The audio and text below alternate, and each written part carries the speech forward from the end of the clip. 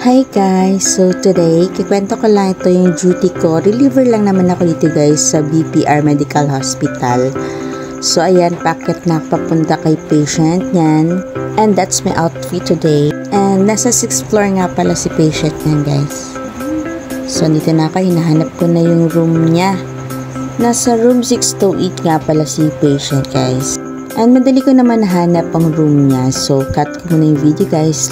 See you later. So, and then now, we're back. And this is our dinner. So, dito na dinner. So, 9:58 na ang dinner ko guys. Sobrang late na kasi biglaan lang to. Kaya hindi ako nakapag-dinner sa bahay. So, that's my lunch box now. Sobrang cute. Nabili ko sa Lazada. And, ayan, meron nga pala akong pa-bandage guys. Ayan, bago ako makyat, dumaan muna ako dun sa registration. So, ayan, back na ako kay patient. Tulog na silang lahat. Nandito actually yung family niya. So, nandito yung anak niyang lalaki. So, tulog na rin si patient. Pagbalik ko and, ayan, cellphone muna ako kasi baka mahawa ako sa family. Antayin din ako. And the next morning, punta naman tayo ngayon sa ating next patient. So, pupunta tayo ngayon sa Parañaque. Ayun, nakasimangot po si kuya. Dahil traffic. Ayan. So, dito naman, reliever lang din ako. Pero naman, 1 week naman ang strict duty ko dito na stay-in ako. So, ito is latest na kaalaman ang aking matutunan dito. Ito naman ay PEG na loser na RTH feeding. So, ito yung endorsement video namin. So, yan ipapakita niya na bago ka hawakan, so yun ang PEG ni patient. Ito, dito yan. Ito dyan. Ito sa, dalawa yan ha. Baka malito ka. Yung isa lang sa puwet niya. Ito, dito yan.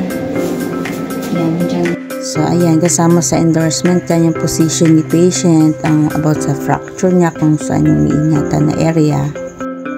So, may left arm fracture na si patient kasi kaka-opera lang sa kanya. So, ito guys, yung sinasabi ko na bagong skill na natutunan ko, yung continuous feeding kasi ito na PEG feeding na ito is nasa machine siya, nakadepende. So, talagang meron silang generator kasi hindi siya pwedeng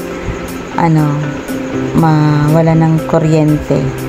So, ayan nga, naka-record yan kasi tinuturo niya sa akin ang step-by-step procedure lahat about sa ganyang feeding.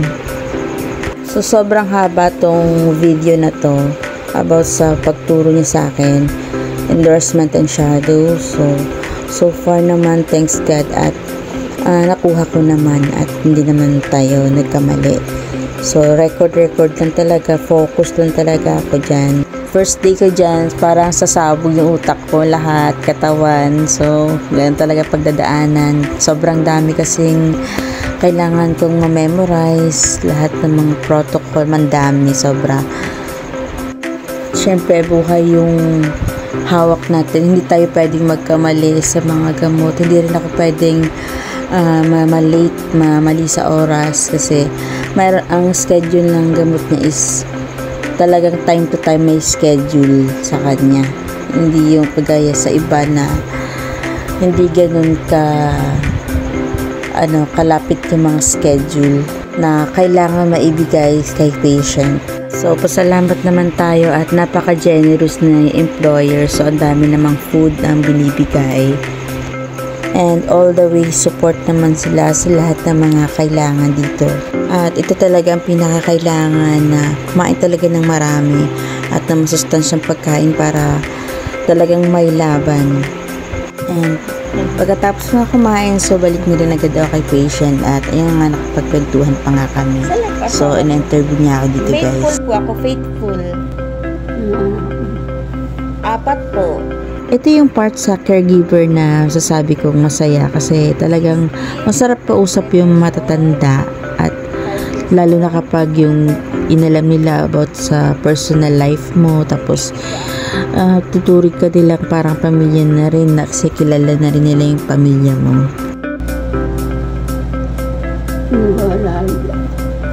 Sawa ko po.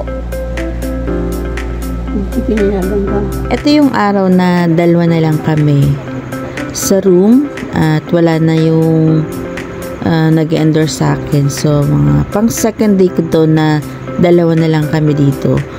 So, yan, nagkaroon na kami ng kwentuhan moment.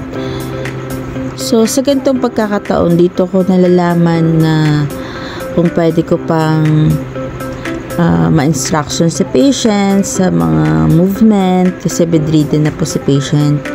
Kung kaya ko ba siya na ipa-cooperate para sa ikakadali namin pareho. So far, maayos pa naman siya and mabait si patient, guys. Yun lang ang pinapasalamat ko kay Lord. Sobrang dali niyang alagaan. Yun nga lang talaga sa mga schedule niya lang talaga ako nangangarag. Pero nung kalaunan na rin, katagalan na rin, nagamay na rin.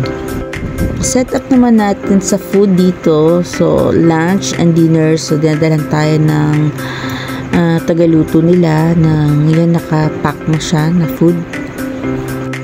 Then, now, dito na ako sa Ayala Mall. Dahil out ko na sa work and yan, may pa-event sila ngayon. So, ito talaga ang week ko pa uwi sa bahay. So, yun dito na lang, guys. Salamat sa panonood.